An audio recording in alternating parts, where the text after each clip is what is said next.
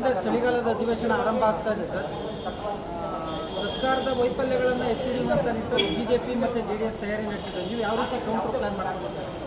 ನಾವು ಸರ್ಕಾರದ ವೈಫಲ್ಯ ಅಂತಕ್ಕಂಥದ್ದನ್ನು ನಾನು ಒಪ್ಪೋದಿಲ್ಲ. ಜನರ ಸಮಸ್ಯೆಗಳ ಬಗ್ಗೆ ಅವರು ಚರ್ಚೆಗೆ ಬಂದರೆ ನಾವು ಅದನ್ನು ಸ್ವಾಗತ ಮಾಡ್ತೇವೆ.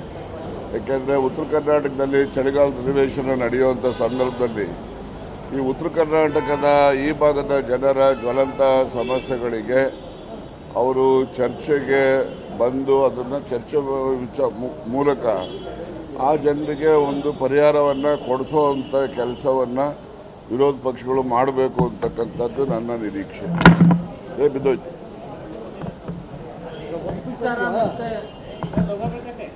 ವಿಚಾರದಲ್ಲಿ ಅವರು ಇವತ್ತು ಹೋರಾಟ ಮಾಡಬೇಕು ಅಂತ ಪ್ಲಾನ್ ಮಾಡ್ಕೊಂಡಿದ್ದಾರೆ. ನೋಡಿ, ವಿರೋಧ ಪಕ್ಷದವ್ರಿಗೆ ಇನ್ನೇನಪ್ಪ ಕೆಲಸ? ವಿರೋಧ ಪಕ್ಷದವರು ವಿರೋಧ ಪಕ್ಷದಲ್ಲಿ ಕೆಲಸ ಮಾಡುವಾಗ ಏನು ಸರ್ಕಾರ ಹೊಗಳಬೇಕು ಅವರು ಅಂತ ನಾವು ನಿರೀಕ್ಷೆ ಮಾಡೋಕ್ಕಾಗ್ತದ? ಅವರು ವಿರೋಧ ಪಕ್ಷದವರು ಜನರ ಭಾವನೆಗಳಿಗೆ ಕೆರಳಿಸುವಂಥದ್ದು, ಹಿಂದುತ್ವದ ಬಗ್ಗೆ ಅವರು ಹೋರಾಟ ಮಾಡ್ತಕ್ಕಂಥದ್ದು ಇವೆಲ್ಲ ಸಮಾಜಕ್ಕೆ ಒಳಿತಲ್ಲ. ಹಾಸನ ಸಮಾವೇಶದ ಬಳಿಕ ಜೆಡಿಎಸ್ನವರು ಮಂಡ್ಯದಲ್ಲಿ ಸಮಾವೇಶ ಮಾಡಕ್ಕೆ ಹೊರಟಿದ್ರು. ಆದರೆ ಅವರು ಸಮ್ಮೇಳನದ ನೆಪದಲ್ಲಿ ಮುಂದೂಡಿದ್ದೀವಿ ಅಂತ ಹೇಳ್ತಾರೆ. ಬಟ್ ಅದು ನಿಮ್ಗಿರೋ ಮಾಹಿತಿ ಸರ್, ಆಂತರಿಕ ಕಲಹದಿಂದ ಏನಾದರೂ? ನಮಗಿನ್ನ ಮಾಹಿತಿಗಳು ನಿಮಗೆ ಜಾಸ್ತಿ ಇರ್ತವೆ, ಅದರಿಂದ ನೀವೇ ನಮ್ಗೆ ಹೇಳಬೇಕು ಅವ್ರು ಯಾಕೆ ಮುಂದೂಡಿದ್ದಾರೆ ಅಂತೇಳಿ.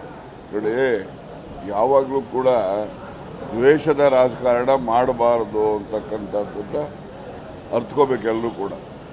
ನಾವು ಹಾಸನದಲ್ಲಿ ಸಮಾವೇಶ ಮಾಡಿದಂಥದ್ದು ಸುಮಾರು ಕಳೆದ 3 ತಿಂಗಳಿಂದನೂ ಕೂಡ ಅಲ್ಲಿ ಒಂದು ಸಮಾವೇಶ ಮಾಡಬೇಕು ಅಂತಕ್ಕಂಥ ಒಂದು ಚಿಂತನೆ ಇತ್ತು. ಆ ಹಿನ್ನೆಲೆಯಲ್ಲಿ ಮಾಡಿರ್ತಕ್ಕಂಥದ್ದು.